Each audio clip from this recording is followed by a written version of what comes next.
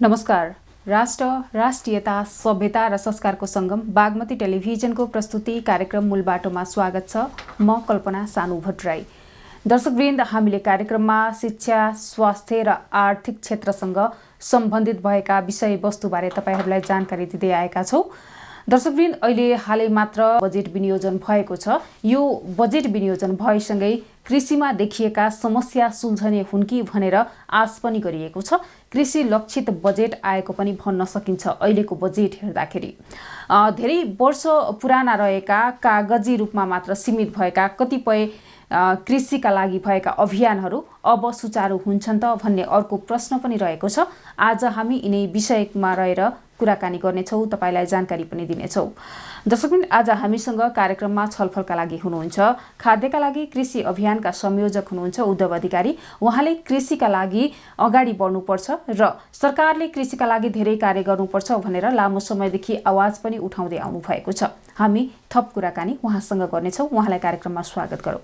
कार्यक्रममा स्वागत छ। हस्, धन्यवाद। हजुर, अहिले हालै मात्र बजेट सार्वजनिक भएको छ। कृषिको बजेट हेर्दा यहाँले त लामो समयदेखि कृषिको लागि आवाज पनि उठाउँदै आउनु भएको छ। यहाँलाई कस्तो लाग्छ यो बजेट हेर्दा? अहिले लगभग 1 दशकदेखि म यो बजेट सरकारको नीति कार्यक्रमको अलि नजिकबाटै हेरिराखेको छु होइन। यो हेर्दाखेरि अहिलेको बजेटलाई चाहिँ अलि पृथक पाएको छु मैले। भनेको अलिकति भुइँ तहमा झर्न खोजेको हो कि जस्तो चाहिँ देखिन्छ विगतका बजेटहरूभन्दा। तथापि सुन्दा पुराना बजेटहरू पनि नराम्रा थिएनन्, तथापि ती कार्यान्वयन हुन सकेनन्। ती 10%, 15% पनि कार्यान्वयन भयो कि भएनन्। र यो बजेट पनि भुइँ छुन खोजेको त देखिन्छ, तर कार्यान्वयनको प्रश्न फेरि यो जहाँको त्यहीँ छ। किनभने तपाईँको अब तत्काल सुरु हुने चाहिँ बर्खा, त्यसपछि दसैँ तिहार, त्यसपछि इलेक्सन, त्यसपछि आर्थिक वर्षको अन्त्य, त्यसपछि इलेक्सनपछि गठन हुने नयाँ सरकार, त्यो सँगसँगै यी कार्यक्रमहरू चाहिँ कार्यान्वयन हुने कुरामा चाहिँ हामीलाई धेरै भरोसा चाहिँ छैन।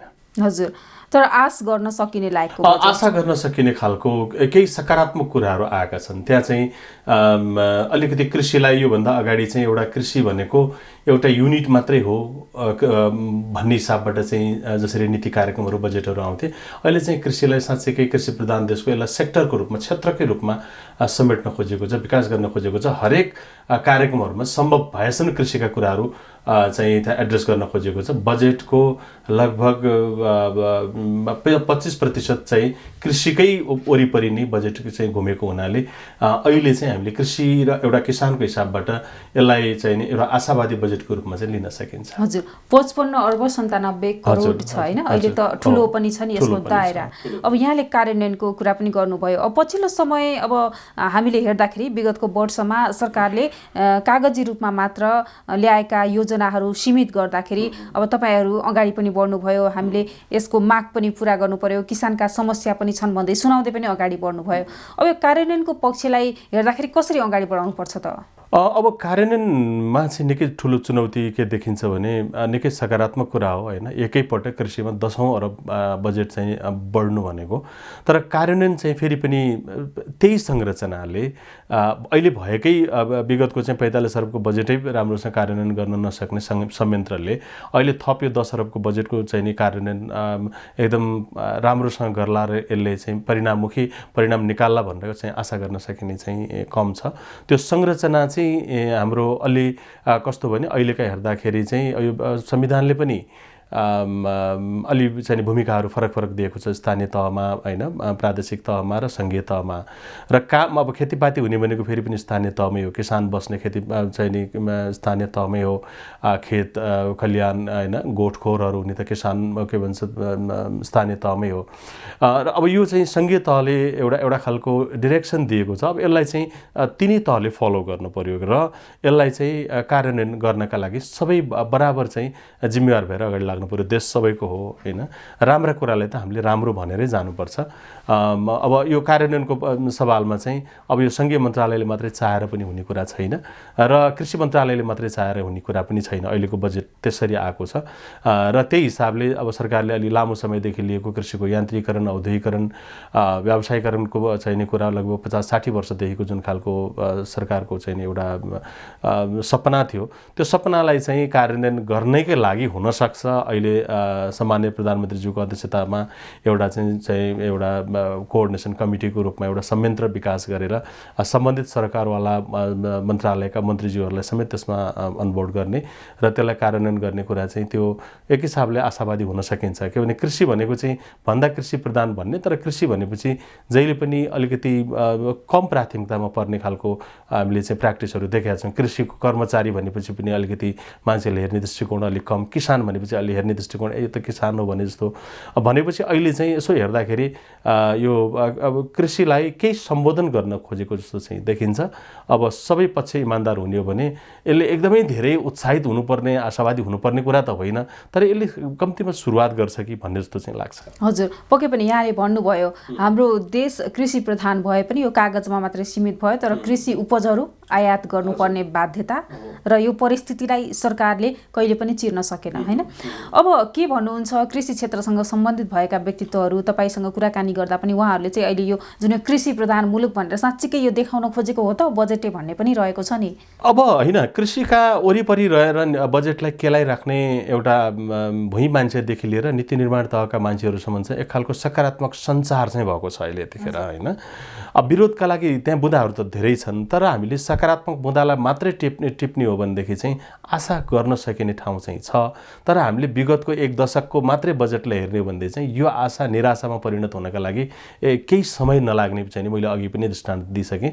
यो चाहिँ यो निराशामा परिणत हुनका लागि धेरै समय लाग्ने देखिँदैन, यसलाई कुरिराख्नुपर्छ जस्तो लाग्दैन। अब हामी थोरै आशावादी हुनुको कुरा चाहिँ अब अलिकति भन्नुहोस् न, किसानलाई थोरै सम्बोधन गरेको कुराहरू, अनि जस्तो भन्नुहोस् न बजेट वृद्धि गरेका कुराहरू, कृषिलाई अलिकति सेक्टरको रूपमा विकास गरेको कुराहरू, अनि जस्तो सरकार जस्तो भन्नुहोस् न, म उदाहरणको लागि तपाईँलाई चाहिँ प्रधानमन्त्री स्वरोजगार कार्यक्रमलाई पनि त्यो चाहिँ एक खालको भनौँ न सडक सफा गरेर त्यहाँका साथीहरूले चाहिँ काम गरिराख्नु भएको सन्दर्भमा अब अहिले चाहिँ त्यसले कम्तीमा पनि त्यसलाई पनि उत्पादनमा जोड्ने, बाँझो जमिनमा जोड्ने जस्ता अलि उत्पादनमूलक कार्यक्रमहरूमा अलि बढी फोकस भएको हुनाले हामी आशावादी छौँ। अब कार्यान्वयनको प्रश्न त त्यो जहिले पनि जीवित नै रहन्छ र अब आम मान्छेहरूको चाहिँ थोरै अपेक्षा चाहिँ छ, अहिले अपेक्षामा वृद्धि भएको चाहिँ मैले पाएको छु। हजुर, अब हामीले कुरा गर्दा तपाईँले त किसानका समस्याहरू पनि वर्षौँदेखि हेर्दै आउनुभएको छ।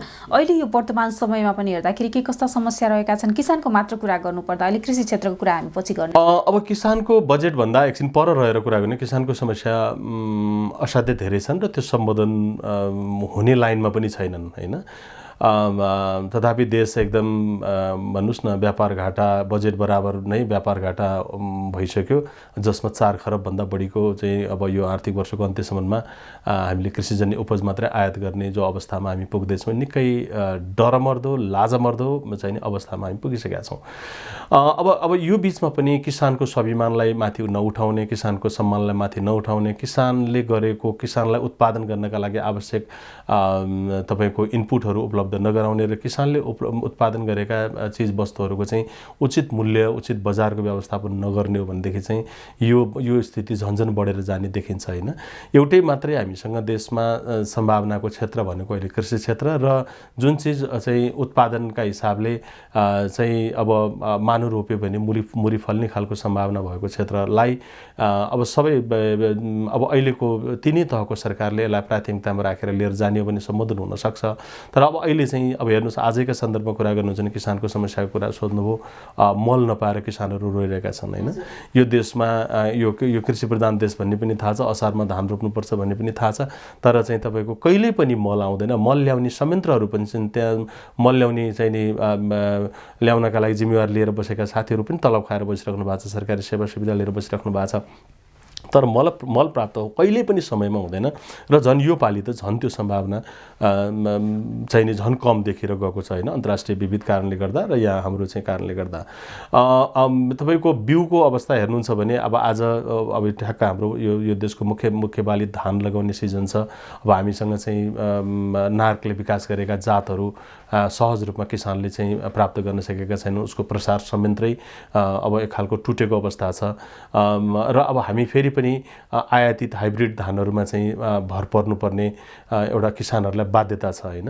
बिउको अवस्था त्यस्तै छ, त्यसको मूल्य पनि भन्नुहोस् न अब 1 किलोको लगभग 800-900 हजार रुपियाँ तिरेर चाहे विदेशी हाइब्रिड बिउहरू रोप्नुपर्ने बाध्यात्मक अवस्थामा छौँ। अब बिउमाथि पनि हामीसँग भएको रैथाने बिउहरू पनि बिस्तारै लोप हुँदै जाने अवस्थाहरू सिर्जना भएको छ। अब प्रविधिको कुरा गर्नुहुन्छ भने अब अहिले पेट्रोलियम पदार्थमा आधारित चाहिँ जो प्रविधिहरू छन् होइन, स्थानीय तहमा केही त्यो मिनी टिलर लगायतका चिजहरू अब त्यसको कस्ट इफेक्टिभ एकदम बढ्दै गएको छ होइन। अब पेट्रोलमा आधारित धेरै यन्त्रहरू छन्, त्यसको कस्टहरू झन्झन बढ्दै गएको छ। श्रमिकहरू नपाउने जस्ता समस्याहरू होइन, अब अलिकति बढी काम गर्नुपर्ने बेला छ अहिले, यतिखेर श्रमिकहरू नपाउने जस्ता समस्याहरू। अब प्राकृतिक प्रकोपहरूदेखि लिएर खडेरी बारी पहिरोदेखि लिएर समयमा पानी नपर्ने अथवा अतिवृष्टि हुने जस्ता यी प्रकोपहरूसँग भिड्नु त छँदैछ। त्यहाँ माथि अब यो चाहिँ रोगकिराहरूसँगको चाहिँ जुझ्नु भिज्नु, वन्यजन्तुहरूबाट चाहिँ हाम्रा चाहिँ बालीहरू संरक्षण गर्न नसक्नु, यी धेरै समस्याहरू छन्। र सरकारले थोरै दिएका कार्यक्रमहरू पनि लक्षित वर्गसँग पुग्न नसक्नु, त्यो नसुन्दा पनि ढुक्कै लाग्थ्यो होइन। सुनिन्छ सरकारले यति कार्यक्रम दिन्छ अरे, यो दिन्छ अरे, ऋण पाइन्छ अरे अनुदानमा होइन, यो पाइन्छ त्यो पाइन्छ भनेर सुनिन्छ, तर त्यो चिज चाहिँ गइ पनि राखेको छ, खर्च पनि भइराखेको छ, तर किसानले पाइरहेको छैन। त्यो गर्दाखेरि अनगिन्ती समस्याहरूका बिचमा घेरिएको र पीडाले घेरिएको अवस्थामा छ आम नेपाली किसान। हजुर, यता किसानहरू समस्यामा परिरहँदाखेरि उनीहरूले उत्पादन गरेको सामग्री जस्तो अब कृषि क्षेत्र, समग्र कृषि क्षेत्रमा नै कुरा गरौँ न होइन, अब किसान पनि त्यसमै जोडिरहेको हुन्छ। अब किसानले उत्पादन गरेको सामग्रीले बजार पनि पाइरहेको हुँदैन होइन। अब त्यो उत्पादन हुन्छ, उत्पादन गर्न आवश्यक छ, उत्पादन बजार माग पनि रहेको छ। अब बजार माग पनि धान्नु छ, तर किसानले गरेको उत्पादन किन खेर जान्छ, किन बारीमा नै गइरहेको हुन्छ। किसानले दुधको मूल्य नपाउँदा सडकमा पुग्नुपर्ने बाध्यता पनि रहेको छ। अब यी यथावत रहेका धेरै समस्याहरू पनि छन्, सबैलाई थाहा छ होइन। अब ती समस्याहरूलाई कसरी गर्ने? अब होइन, त्यही मैले अघि जोडेँ, यस्तो खालको किसान जस्तो भन्नुहोस् न, यो देशलाई यदि कसैले पालेको छ भने यो कुलदेवताको रूपमा हामीले किसानलाई लिनुपर्छ होइन। यसले हरेक देशका अप्ठ्याराहरूलाई चाहिँ यसले पार लगाउँदै लिएर आएको छ होइन। चाहे त्यो नाकाबन्दी भन्नुहोस्, चाहे कोभिड भन्नुहोस्, चाहे चाहिँ भूकम्प भन्नुहोस् होइन, चाहे आर्थिक मन्दी भन्नुहोस्। अहिले पनि ल अब देश चाहिँ निकै अप्ठ्यारो अवस्थामा जान्छ कि चाहिँ श्रीलङ्काको अवस्थामा पुग्छ कि भनेर भनिरहँदाखेरि पनि होइन है त्यो अवस्था भनेर भन्दै गर्दा त तिनी चाहिँ तपाईँको लगभग 1.5 करोड किसानहरूले होइन चाहिँ अनवरत रूपमा गरिरहेको श्रमकै कारणले गर्दा नि यो देश टिकिरहेको अवस्थाहरू छ होइन।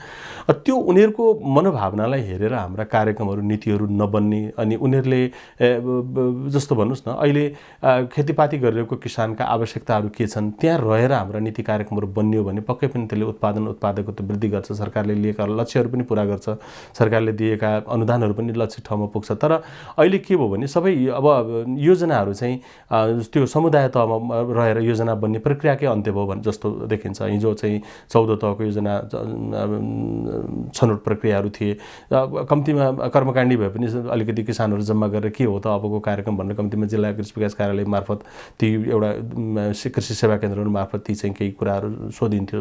अब अहिले त त्यो पनि प्र्याक्टिसहरू छैन। अनि सिधै अब नगरपालिकाले आफ्नै खालको कार्यक्रम बनाउँछ होइन, प्रदेशले आफ्नै खालका कार्यक्रमहरू बनाउँछ, सङ्घले आफ्नै खालका कार्यक्रमहरू बनाउँछ। त्यहाँ चाहिँ किसान त्यहाँ चाहिँ वरिपरि कहीँ पनि किसानको स्मेल नै आउँदैन, गन्धै आउँदैन। भनेपछि त्यो चाहिँ जब लक्षित वर्गसँग नसोधिकन बनाइएका योजनाहरू अनि भोलि कार्यान्वयन पनि हुँदैन र त्यसको अपनत्व पनि हुँदैन र त्यो व्यावहारिक पनि हुँदैन। र यसलाई चाहिँ अब अहिले हेर्दाखेरि यदि राम्रोसँग अगाडि लिएर जाने हो नेपालको कृषिलाई अगाडि लिएर जाने भने चाहिँ यो उत्पादक शक्तिलाई कसरी विश्वासमा लिने, कसरी उहाँहरूको समस्यालाई सम्बोधन गर्ने भन्ने कुरा चाहिँ अहिले हामीले सङ्घीय तहको चाहिँ यो बजेटको एउटा सकेका छौँ। प्रदेश तहको बजेटको तयारीहरू हुँदैछ, नीति कार्यक्रमहरूको तयारी हुँदैछ, स्थानीय तहको नीति कार्यक्रम बजेटहरूको तयारी हुँदैछ। अब उहाँहरूले चाहिँ कम्तीमा पनि यो प्र्याक्टिस गर्नु पर्यो। समुदाय तहमा रहेका कृषक समूहहरू छन्, कृषि सहकारीहरू छन्, आमा समूहहरू छन्, कृषिमा लागेका धेरै त्यस्ता खालका चाहिँ संरचनाहरू नै छन्। इन्डिभिजुअल किसान कहाँ पनि पुग्नु पर्दैन। ती संरचनामा भित्र रहेर त्यहाँ भएका आमा दिदीबहिनीहरूसँग, त्यहाँ भएका दाजुभाइहरूसँग तपाईँहरूका लागि कृषि उपज उत्पादन वृद्धि गर्नका लागि हामीले कस्तो कार्यक्रम राखिदिँदाखेरि तपाईँलाई टेवा पुग्छ भन्ने हिसाबबाट एकपटक सोधिदिनु भयो भने त्यसले चाहिँ कार्यक्रम पनि प्रभावकारी हुन्छ र परिणाम पनि सकारात्मक ल्याउँछ भन्ने हो। तर त्यो प्र्याक्टिस चाहिँ झन् कहिलेकाहीँ यसो भयो जस्तो देखिन्छ र अहिले पछिल्लो चरणमा त त्यो चरण घटेर गएको छ। किसानलाई केन्द्रबिन्दुमा राखेर लिएर जाने कुरा, किसानका लागि आवश्यक पर्ने मलहरूको व्यवस्थापन गर्ने कुरा, बिउहरूको व्यवस्थापन गर्ने कुरा, प्रविधिहरूको व्यवस्थापन गर्ने कुरा हैन, तपाईँको चाहिँ नि सिँचाइको व्यवस्थापन गर्ने कुरा, उसले खेती गर्ने भूमिको चाहिँ नि सहज रूपमा व्यवस्थापन गर्ने कुरा, यी यावत कुराहरू जो चाहिँ एकदम सहज व्यवस्थापन मात्रै गर्दै पुग्ने चिजहरू पनि अब राज्य तीन तहको राज्य हुँदाखेरि पनि त्यसको व्यवस्थापन समेत भएको पाइँदैन हैन। अधिकांश तहहरूमा त्यो देखिँदैन, पालिकाहरूमा त्यो देखिँदैन। त्यही भएर नि हामी यो जहिले पनि गुनासो मात्रै गर्ने ठाउँमा जहिले पनि रहनुपर्ने अवस्था चाहिँ त्यो कारणले गर्दा पनि आएको हो। हजुर, यहाँले भने जस्तै हरेक वर्ष जब असार सुरु हुन थाल्छ, यो जेठको पहिलो सातादेखि नै जस्तो मल अभाव छ भनेर पनि कुरा आउँछ। यसले गर्दा किसानहरू रुँदै बस्छन् हैन। अब उनीहरूले वर्षभरिको जुन यो मेहनत छ यो असारमा देखाउनु पर्ने अवस्था हुन्छ। त्यसले गर्दा यहाँले भन्नुभयो हामीले कुलदेवता पनि मान्नुपर्छ किसानलाई, पक्कै पनि हैन। तर अहिले पनि अब हालै बजेट सार्वजनिक भए पश्चात अब बजारमा सुनियो मल अभाव छ हैन। अब खेतीको लागि आवश्यक मल छैन, तर मौजदात पनि छ भन्ने पनि सुनिएको छ। अर्कोतर्फ यो समस्या किन आउँछ? होइन, मलको चाहिँ यस्तो देखिन्छ, मल अब अहिले हामीसँग यो कृषि सामग्री कम्पनी र यो नेसनल ट्रेनिङ दुईटा निकायहरूले मल ल्याउने हो। अहिले उहाँहरूसँग चाहिँ दुवै निकायहरूसँग मल छैन भन्ने खालको कुरा आएको छ। सरकारले चाहिँ G2G मार्फत मलको लागि केही प्रस्तावहरू गरेको चाहिँ हामी सुन्नमा आएको छ। र अब यो छिटै अब भन्नुहोस् न, अब यो 10-15 दिनभित्रैमा मल व्यवस्थापन नगर्ने हो भने किसानले चाहिँ मल राख्न पाउँदैन। किसान धेरै आन्दोलित हुन्छ। ऊ अहिले पनि यो सहकारीहरू मार्फत 5 किलो मलहरू चाहिँ झोला थाप्न किसानहरू लाम लागिराख्नु भएको छ। जसले 2 बोरा 3 बोरा मल चाहिन्छ उसलाई त्यो 5 किलो मल दिनु र नदिनुको के औचित्य रहन्छ र हैन।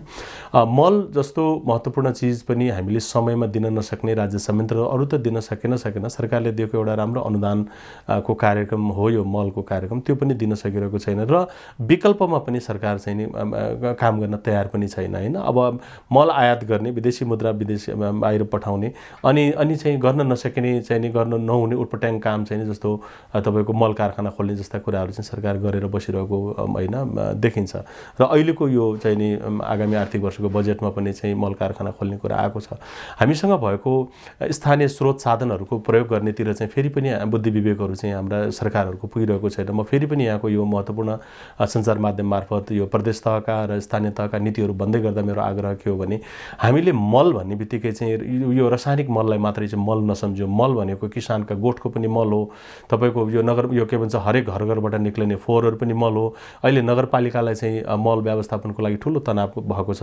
अहिले नगरपालिकासँग राम्रोसँग मिलेर स्थानीय तहहरूले कार्यक्रम गर्ने अथवा प्रदेशहरूले कार्यक्रमहरू ल्याउने हो भनेदेखि चाहिँ त्यहाँ हामीले एउटा ठुलो बायोग्यास प्लान्टहरू हैन, मलको चाहिँ अर्ग्यानिक मलहरूको चाहिँ प्लान्टहरू विकास गर्न सक्छौँ र त्यो मलको पनि चाहिँ व्यवस्थापन हुने र देशबाट भन्नुहोस् न अब अहिले सरकारले एनाउन्स गरेकै बजेट र अन्य चाहिँ किसान तहबाट र अनौपचारिक रूपबाट आउनेका लागि हामीले रासायनिक मलका लागि मात्रै पनि हामीले चाहिँ 30-35 अरब रुपियाँ हामीले विदेश पठाउनु परिरहेको जो अवस्था छ त्यसलाई कम गर्नका लागि चाहिँ हामीसँग भएको फोहोरको कसरी व्यवस्थापन गर्न सकिन्छ, हामीसँग यत्रो वन जङ्गलहरू छन्, वन जङ्गलमा भएका यी चाहिँ सेवला स्वतरहरूलाई कसरी चाहिँ कम्पोस्टको रूपमा हामीले विकास गर्न सकिन्छ। यत्र भन्नुहोस् न अहिले पनि हामीसँग चाहिँ 38 लाख भन्दा बढी घरधुरीहरूमा चाहिँ पशुपालन हुन्छ भनेर 61 को तथ्याङ्कले भन्छ।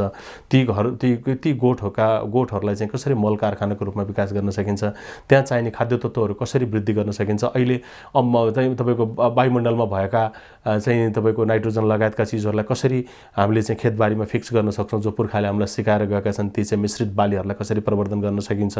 हामीसँग अनेकन विकल्पहरू छन् कि हामीले जब कि यो रासायनिक मलका लागि अहिले हामी यो लाम लाग्नुपर्ने, यत्रो धेरै पैसा तिर्नुपर्ने, हेर्नुहोस् एकातिर मल पाइएन भने तनाव छ, अर्कोतिर मलको मूल्य वृद्धिका हिसाबले हेर्नुहोस् अब हिजो चाहिँ अन्तर्राष्ट्रिय बजारमा चाहिँ अब 400-450 टन डलर मेट्रिक टन चाहिँ मूल्य भएको मल अहिले चाहिँ जस्ट डबल त्यसको 900-950 रुपियाँ पुगिरहेको अवस्था छ। भनेको अहिले किसानले चाहिँ अनुदानकै मल पनि अब 800 देखि 1200 सम्म हैन, तराईदेखि हिमालसम्ममा चाहिँ त्यसरी चाहिँ प्राप्त गरिरहेको मल अब सरकारको अनुदान हुँदै पनि यो मूल्य चाहिँ अब चाहिँ डबल हुने सम्भावना छ, बढिसकेको छ अन्तर्राष्ट्रिय बजारमा। भनेपछि यस्तो महँगो चिज र जुन चिज चाहिँ जसले माटो बिगार्छ, पर्यावरण बिगार्छ, जुन चिज आफ्नो देशमा उत्पादन हुँदैन, यस्तो चिजमा हामी किन हाम्रो सबै इफोर्टहरू लगाउँछौँ र हामीसँग जे चिज छ त्यसलाई बनाउनेतिर हामी किन लाग्दैनौँ। र त्यसैले मैले यहाँको यो टेलिभिजन मार्फत चाहिँ मेरो आग्रह चाहिँ अहिले बन्दै गरेका हाम्रा नीति कार्यक्रमहरू प्रदेश सरकारका र स्थानीय तहका सरकारहरूको कार्यक्रममा चाहिँ स्थानीय तहमै मल कसरी विकास गर्न सकिन्छ भन्नेबाट चाहिँ कार्यक्रमहरू बनाउन सकियो भने चाहिँ यसले पक्कै पनि आत्मनिर्भरताको कुरालाई त यसले जोड दिन्छ, यसले प्रकृति पर्यावरण लगायत तपाईँको जनस्वास्थ्य समेतलाई यसले चाहिँ नि सकारात्मक प्रभाव पार्छ र हामीले एउटा अर्ग्यानिक खेतीलाई चाहिँ अर्ग्यानिक मुलुकको रूपमा, अर्ग्यानिक पालिकाको रूपमा, अर्ग्यानिक प्रदेशको रूपमा, अर्ग्यानिक कन्ट्रीको रूपमा हामीले विकास गर्न सक्छौँ। हजुर, जस्तो यहाँले यो मलको कुरा गरिरहँदाखेरि जस्तो अहिले सरकारले बजेट भाषणमा पनि उल्लेख गरेको छ कि अब मल कारखानाको लागि भनेर हैन, अब यहाँले भन्नुभयो यो अलिकति सम्भव पनि छैन भन्नुभएको छ, किन कारण? होइन, यस्तो छ, यो रासायनिक मल कारखाना भनेको चाहिँ स्वाभाविक रूपमा यो हाइड्रोजन या प्राकृतिक ग्यासमा आधारित मल हो। हामीसँग यसको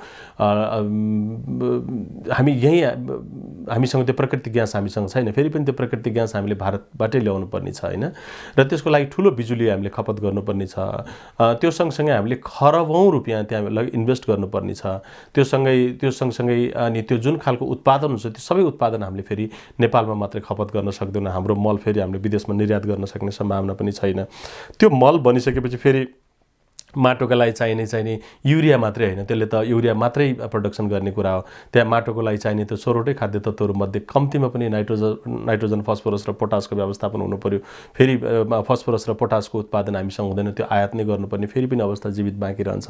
यस्ता धेरै सम्भावनाहरू छन् कि यो चाहिँ असजिलाहरू छन् कि हामीले नेपाल जस्तो एउटा भन्नुहोस् न अब यो थोरै कृषियोग्य जमिन भएको देश र त्यहाँमाथि पनि अब अहिले सबै घडेरीकरण गरेर झन् उब्जाउयोग्य जमिनहरू त झन्झन चाहिँ यो साँगुरिँदै गएको छ। अब पछि तथ्याङ्कले बताउला भनेको यो यस्तो देशमा चाहिँ हामीले रासायनिक मल कारखाना नै खोल्नुभन्दा हामीसँग चाहिँ वैकल्पिक चाहिने अन्य बाटाहरूतर्फ जाँदा चाहिँ बढी सुरक्षित र दिगो हुन्छ भन्ने नै हाम्रो मान्यता हो। बजेट विनियोजन भए पश्चात यहाँले सकारात्मक कुरा हामीसँग गरिसक्नु भएको छ। अब कृषिको लागि मात्रै हेर्दाखेरि चाहिँ यहाँ कृषिसँग सम्बन्धित हुनुभएको भएर हामीले अब हुँदैन यो बजेटमा नआउनु पर्ने कुरा केही आएको अथवा छुटेको कुरा केही छ जस्तो लाग्छ? होइन, अब धेरै कुरा छन्, हेर्नुहोस् होइन, धेरै अब एकदमै तपाईँले यो सोधिहाल्नुभयो। महत्त्वपूर्ण कुरा चाहिँ के छ भने यो सरकारले जति पनि यो कार्यक्रमहरू ल्याएको छ, भुइँ छोड्ने प्रयत्न गरेको छ, मैले फेरि पनि दोहोऱ्याएँ, त्यहाँ भएको मुख्य किसानलाई चाहिँ अलिकति कम महत्त्व दियो कि किसान को हो भन्ने खालको कुरो चाहिँ नि पहिचान गर्ने चाहिँ नि जाँगर चलाएन कि अहिलेको बजेटले या कार्यक्रमले, नीतिले भन्ने लाग्छ मलाई। अहिलेसम्म चाहिँ हेर्नुहोस् यो अनुदान पाउँदाखेरि चाहिँ सबै किसानहरू देखिए होइन, नपाउँदाखेरि चाहिँ त्यो एउटा जो किसान खेतीपातीमा छ र उसलाई सरकारी सेवा सुविधा अनुदान उसको कुनै पनि सरोकार छैन र आफ्नो कर्म गरिरहन्छ, यो खालको जुन बीचको चाहिँ नि खाडल छ र जबसम्म त्यो रियल किसान कहाँ सरकारका स्रोतहरू साधनहरू पुग्दैनन् त्यतिखेरसम्म उत्पादन चाहिँ वृद्धि गर्न सकिँदैन, सरकारको लक्ष्य पनि पुरा हुन सक्दैन। त्यहाँ चाहिँ यो किसानको पहिचानको कुरालाई चाहिँ अलिकति जोड दिन सकेन। यो कृषि नीति 2061ले पनि यो कुरा उल्लेख गरेको छ। हेर्नुहोस् आजभन्दा 17-18 वर्ष अगाडि नीतिमा मेन्सन भएको कुरा पनि आजसम्म त्यो कार्यान्वयन गर्ने जाँगर चलाएको छैन र यो पटक कार्यक्रमहरू अलिकति भुइँतिर झर्दै गर्दा चाहिँ किसानको सूचीकरणको चाहिँ नि किसान पहिचानको कुरा, किसान वर्गीकरणको कुरा र किसानलाई परिचय पत्र दिने कुरालाई अलिकति अभियानकै रूपमा लिएर जाने कुरा यो साल गर्न पाएको भए अर्को सालबाट कार्यक्रम चाहिँ अगाडि जान्थ्यो। हेर्नुहोस् अब यो किसानको हामीले कुरा धेरै पटक उठायौँ, योभन्दा 4-5 वर्ष अगाडि पनि यो 5 विकास क्षेत्र तत्कालीन समयका 5 विकास क्षेत्रबाट चाहिँ एउटा भन्नुहोस् न नमुनाको रूपमा 5 विकास क्षेत्रबाट चाहिँ किसान सूचीकरण गर्ने भनेर त्यतिखेर सुरु गर्यो। त्यो औचित्य थिएन, त्यो हामीले एउटा परिचय पत्रका लागि मात्रै हामीले त्यो मागेका थिएनौँ। त्यसपछि गएको आर्थिक वर्षमा पनि 753वटै पालिकामा 3 लाख रुपियाँ गएको छ किसान सूचीकरणका लागि भनेर। त्यो कार्यक्रम कोभिड लगायतको बहानामा त्यो कार्यक्रम खर्चै भएन, त्यो रकमान्तर भयो या फ्रिज भयो र चालु आर्थिक वर्षमा पनि 3 लाख रुपियाँ प्रत्येक स्थानीय तहमा थियो। त्यसको पनि कुनै पनि कार्यान्वयन भएको मलाई चाहिँ जानकारी छैन हैन। र त्यसैले यसरी होइन, यो चाहिँ एउटा कर्मकाण्डी पाराले गएर होइन कि यो किसान को हो भन्ने खालको कुरो पहिचान नगरिकन, जस्तो सरकारले चाहिँ तपाईँको पेन्सन दिने कुरा गरेछ, हैन किसानको सुरक्षा कोषको व्यवस्था गरेछ। अब को किसान त पहिला किसानै टुङ्गिएको छैन हैन। यो देशमा चाहिँ एउटा सामान्य एउटा भूमिहीनदेखि लिएर जो कृषिकै वरिपरि छ, कृषि श्रमिककै वरिपरि छ र ठुला औद्योगिक घरानाहरू समेत अहिले चाहिँ कृषि पेसामा संलग्न रहेको बेलामा हामीले किसान को हो भन्ने खालको कुरो पहिचान नगरिकन हाम्रा कार्यक्रमहरू चाहिँ कार्यान्वयन हुँदैनन् भन्ने कुरा चाहिँ अहिलेको बजेटले भुलेको जस्तो लाग्छ मलाई एउटा कुरा। र अझै पनि सम्भावना छ भने चाहिँ यो 753वटै पालिकाहरूमा चाहिँ किसान सूचीकरण र वर्गीकरणको अभियानको रूपमा चाहिँ लिएर जानुपर्छ। यदि सङ्घीय तहले भ्याउँदैन भने पनि म यहाँकै कार्यक्रम मार्फत चाहिँ यो 7वटै प्रदेशका नीति कार्यक्रमहरूमा त्यो कुरो सम्बोधन होस् र 753वटै पालिकाले चाहिँ पहिला किसानको पहिचान, कुनै पालिकामा अहिले पनि 95% किसान हुन सक्नुहुन्छ, कुनै पालिकामा 5% मात्रै किसान हुन सक्नुहुन्छ हैन। त्यो किसान मध्ये पनि कुन तहको किसान हो हैन, को चाहिँ भन्नुहोस् न व्यावसायिक किसान हो, को चाहिँ एउटा जीविकोपार्जनमुखी किसान हो, को भूमिहीन किसान हो, सीमान्त किसान हो, उहाँहरूको पहिचान गरिसकेपछि मात्रै सरकारका लक्षित कार्यक्रमहरू लक्षित समुदायसम्म पुग्न सक्छ र त्यसले चाहिँ परिणाम दिन थाल्छ। यो एउटा कुरा चाहिँ अहिलेको बजेटमा एकदम प्रष्ट रूपमा छुटेकै जस्तो चाहिँ लाग्ने कुरा चाहिँ एउटा यो हो। अहिले यो जुन यो यहाँले पनि उठाउनु भयो किसान पेन्सन र किसान हित भनेर जुन यो कोष खडा गर्ने भनिरहेको छ सरकारले, अब यो किसान हित भनेर यसमा के कस्ता विषयवस्तु चाहिँ समावेश छ? अहिले अब सरकारले यस्तो छ 1 अर्ब रुपियाँको एउटा चाहिँ कोष बनाइदिएको छ र अब त्यसमा चाहिँ लागतमा आधारित चाहिँ नि एउटा कोष खडा गर्ने, जति किसानले जम्मा गर्छ त्यति नै सरकारले जम्मा गरिदिने भन्ने उहाँहरूको दृष्टिकोण हो। अब त्यो कुरा चाहिँ अब यसको कार्यान्वयनको प्रश्न निकै जटिल छ। अहिले अब यदि कार्यान्वयन हुन सक्यो भने पनि कुन तहको किसान हो, कसले जम्मा गर्ने र कसले प्राप्त गर्ने भन्ने प्रश्न फेरि पनि अन्यलग्रस्तै छ। यसको कार्यान्वयनको प्रश्न चाहिँ यसमा पनि रहन्छ र यो लगायत अरू धेरै कार्यक्रमहरूमा अहिले भन्नुहोस् न तपाईँको कृषि ऋणको कुरा गरियो। अब तपाईँको चाहिँ अहिलेसम्म 14 अरबभन्दा बढी चाहिँ कृषि ऋण लगानी भयो भन्ने खालको कुरो भर्खरै तथ्याङ्क सार्वजनिक भएको छ। तर तपाईँको उत्पादनका हिसाबले हेर्ने हो भने त त्यो कृषि क्षेत्रमा त्यो ऋण गएको जस्तो देखिएन नि त, किनभने आयातको ग्राफ त झन्झन बढेर गएको देखिन्छ।